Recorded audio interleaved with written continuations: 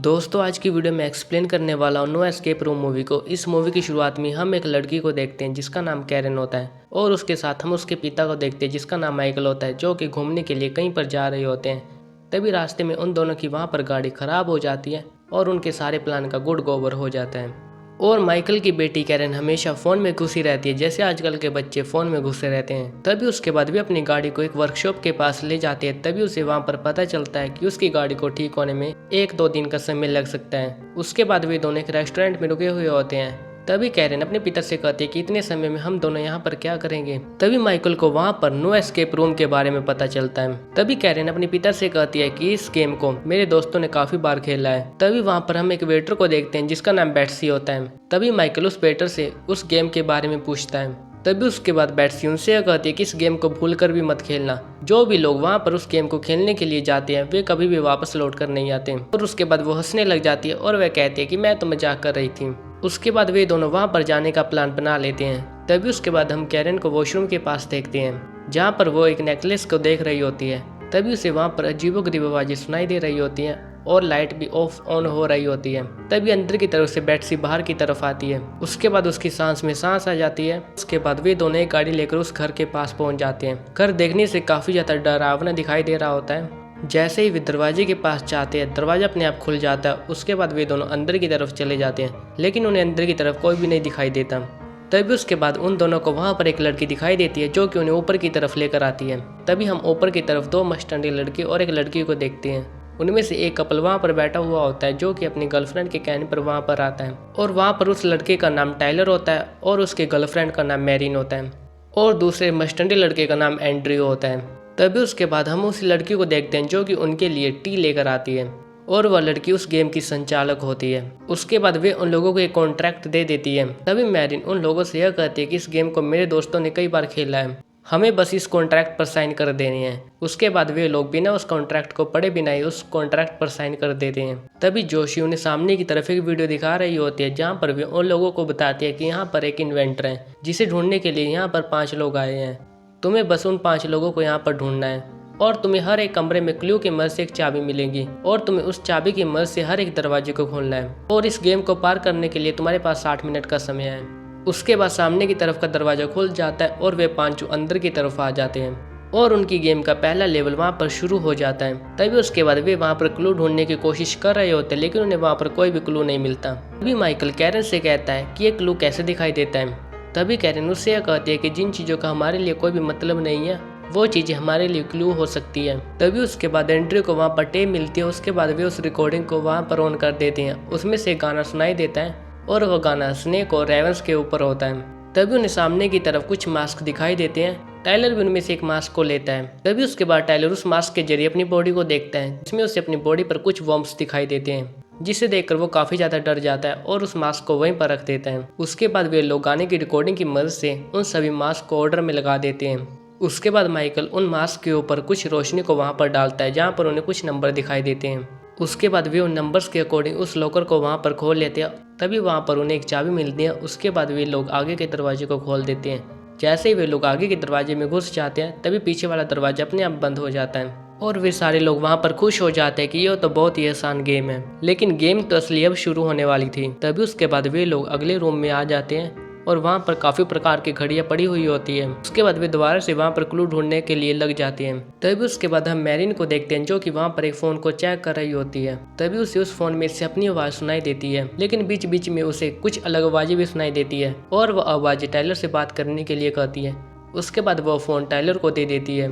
जैसे ही वह टाइलर उस फोन को अपने कान के पास लगाता है वह आवाज उससे यह कह रही होती है कि यहाँ से भाग जाऊं। जैसे ही वह फोन को नीचे की तरफ रखने वाला होता है तभी वहाँ पर हम टाइलर के कान में खून देखते हैं। उसके बाद टाइलर अवेक शब्द बोल देता है और उसके बाद दरवाजा खुल जाता है और वह टाइलर बाहर की तरफ चला जाता है। जोशी ने उन्हें यह बताया था अगर तुम अवेक शब्द बोल देते हो तो तुम गेम से बाहर हो जाओगे। उसके बाद हम उन चारों को देखते हैं जो कि इस गेम को अभी भी पार करने में लगे हुए होते हैं और अभी भी वो वहाँ पर कुछ क्लू ढूंढ रहे होते हैं। तभी कैरन को सामने की तरफ एक घड़ी दिखाई देती है जो कि वहाँ पर बंद पड़ी हुई होती है। उसके बाद वे लोग वहाँ पर एक रेडियो को ऑन करते हैं तभी उसके बाद वे रेडियो में से कुछ वर्ड्स को सुनते हैं। उसके बाद वे उन वर्ड्स को टाइपराइटर पर टाइप कर देते हैं। तभी हम वहां पर एक लाइन को टाइप होते हुए देखते हैं जहां पर लिखा हुआ होता है कि 5 lost people in the house. तभी उसके बाद कैरन को वहां पर क्लू मिल जाता है और वह उस घड़ी के पास जाती है। उसके बाद कैरन उस घड़ी में 11:55 का समय सेट कर देती है। उसके बाद उन्हें वहां पर एक की मिल जाती है। उसके बाद वो की मदद से एक दरवाजे को खोलते हैं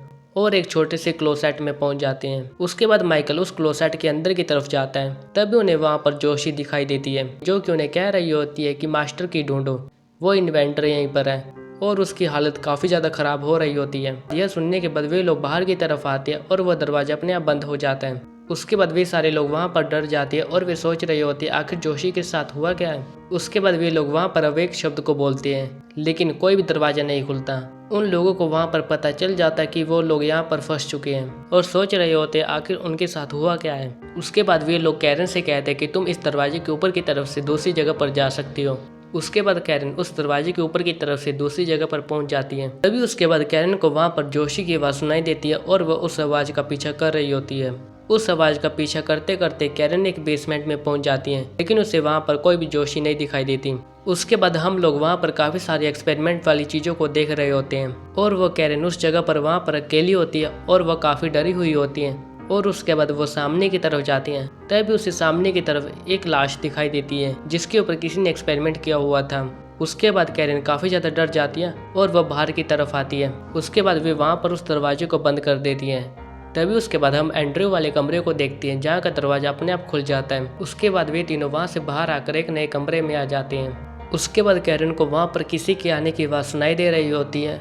उसके बाद कैरन पीछे की तरफ जाती है और एक छोटी सी क्लोसेट में जाकर छिप जाती है। तभी उसके बाद हम उन तीनों को एक नए कमरे में देखते हैं जहाँ पर वे क्लू ढूंढने का काम जारी रखते हैं। तभी उन्हें वहां पर एक ऊपर की तरफ पंखा दिखाई देता है जो कि एक अलग ही टाइप का वहां पर पंखा होता है, जो पंखा पुराने जमाने का होता है। उसके बाद हम एंड्रयू को देखते हैं जो कि एक मिरर की मदद से ऊपर की तरफ उस पंखे के ऊपर लाइट को डालता है। तभी उन्हें उस पंखे के ऊपर कुछ वर्ड दिखाई देते हैं। तभी उसके बाद वे उन वर्ड्स को देख लेते हैं और उन वर्ड्स को एक लॉकर के ऊपर टाइप करते हैं। उसके बाद उन्हें वहां पर एक चाबी मिलती है। उसके बाद वे चाबी लेकर अंदर की तरफ चल जाते हैं।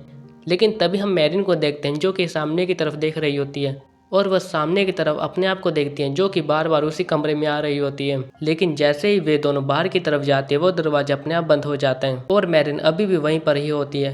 उसके बाद मैरिन आगे की तरफ जाती है लेकिन वह घूमकर दोबारा से वहीं पर आती है और यह घूमने वाली प्रक्रिया काफी समय तक ऐसे ही चलती रहती है। उसके बाद मैरिन भी वहां पर घूमकर काफी ज्यादा थक जाती है। तभी उसे सामने की तरफ टाइलर की लाश दिखाई देती है जिसे देखकर वो काफी ज्यादा डर जाती है। अभी दूसरी तरफ हम माइकल और एंड्रयू को देखते हैं जो कि बाहर की तरफ आते हैं। उसके बाद वे दोनों उन दोनों को ढूंढने के लिए अलग अलग दरवाजों के अंदर चले जाते हैं। इसी बीच में हम कैरन को देखते हैं जिसे सामने की तरफ एक बॉडी दिखाई देती है जिसे देखकर वो वहां पर चिल्ला उठती है। तभी हम वहां पर एंड्रयू को देखते हैं जो कि कैरन को बाहर की तरफ निकालता है और वह कैरन काफी ज्यादा डरी हुई होती है। और दूसरी तरफ हम माइकल को देखते हैं जो कि वहीं पर भूल भुलैया में खो जाता है। तभी उसके बाद हम मैरिन को देखते हैं जिसे वहां पर कुछ परछाइयां दिखाई दे रही होती है जिसे देखकर वो काफ़ी ज़्यादा डर जाती है और उसके बाद वह सीढ़ी से ऊपर की तरफ जाने की कोशिश करती है।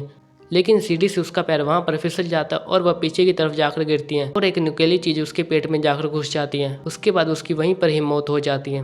तभी उसके बाद कैरन एंड्रयू से पूछती है कि मेरे पिता कहाँ पर है।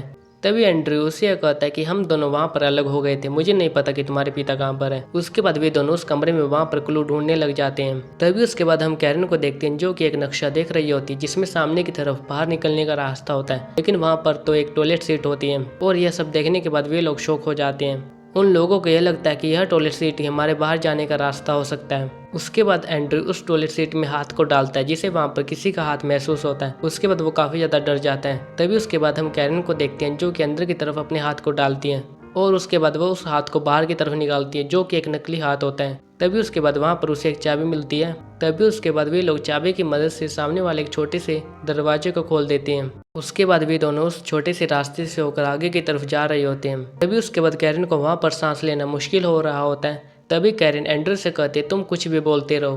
तभी उसके बाद एंड्रयू उसे फर्स्ट क्लास के जोक सुना रहा होता है जिसे सुनने के बाद कैरन बिल्कुल भी नहीं हंसती। उसके बाद वे लोग आराम आराम से आगे की तरफ जा रहे होते हैं। तभी हम एंड्रयू को देखते हैं जिसे कोई अपनी तरफ खींचता है और उसके बाद हम कुछ खून को बाहर की तरफ आते हुए देखते हैं। यह सब देखने के बाद कैरन काफी ज्यादा डर जाती है और भागकर आगे की तरफ जाती है। उसके बाद वो कैरन अपने पिता माइकल के पास पहुंच जाती है। तभी उसके बाद सामने का एक दरवाजा खुलता है और वे लोग उस दरवाजे के अंदर चले जाते हैं। उसके बाद वे दोबारा घूमकर उसी रूम के अंदर आ जाते हैं जहाँ पर मैरिन और टाइलर की लाश पड़ी हुई होती है। उसे देखने के बाद वे लोग काफी ज्यादा शॉक हो जाते हैं। उसके बाद वे लोग उसी प्रोसेस को वहाँ पर दोबारा से फॉलो करते हैं और उसके बाद वो माइकल ऊपर वाले पंखे को रोक देता है। उसके बाद माइकल उस नंबर की मदद से उस लॉकर को खोल देता है और की मदद से उस दरवाजे से होकर दूसरे कमरे में पहुंच जाते हैं। उसके बाद वे लोग दोबारा से घूमकर उस मास्क वाले कमरे में दोबारा से आ जाते हैं। उसके बाद वे लोग उसी प्रोसेस को दोबारा से फॉलो करते हैं और वहाँ पर उसे की मिल जाती है और उस की मदद से वो सामने वाले कमरे में पहुंच जाते हैं। उसके बाद वे लोग उसी घड़ी वाले रूम के अंदर आ जाते हैं। उसके बाद वे लोग पहले वाली चीज़ों को दोबारा से वहाँ पर दोहराते हैं। उन्हीं चीज़ों को वहाँ पर दोहराने के बाद उन्हें वहाँ पर एक की मिलती है और उस की मदद से वे सामने वाले क्लोसेट को खोल देते हैं। उन्हें सामने की तरफ जोशी दिखाई दे रही होती है। तभी जोशी उनसे यह कहते हैं कि जल्दी से मास्टर की को ढूंढो। तभी कैरन को याद आ जाता है कि जोशी के गले में एक की लगी हुई थी जो कि अब उसके गले में नहीं है। तभी उसके बाद माइकल कैरन को कहता है कि तुम पीछे की तरफ चले जाओ। तभी उसके बाद हम माइकल को देखते हैं जो कि जोशी की बॉडी में से एक की को बाहर की तरफ निकालता है। उसके बाद वो उस की मदद से सामने वाले दरवाजे को खोल देता है। जैसे ही वो माइकल उस दरवाजे को खोलता है उसके बाद वे लोग रेस्टोरेंट वाले वॉशरूम वाली जगह पर आ जाते हैं। उसके बाद उन लोगों को वहाँ पर किसी की आने की आहट सुनाई देती है। उसके बाद वे छिपकर अंदर की तरफ चले जाते हैं और वहाँ पर छिपकर बाहर की तरफ देख रहे होते हैं। तभी वे दोनों वहाँ पर बाहर की तरफ कैरन को देखते हैं जो कि अपने नेकलेस को देख रही होती है। उसके बाद वे वहाँ पर अपने नेकलेस को पहन लेती है।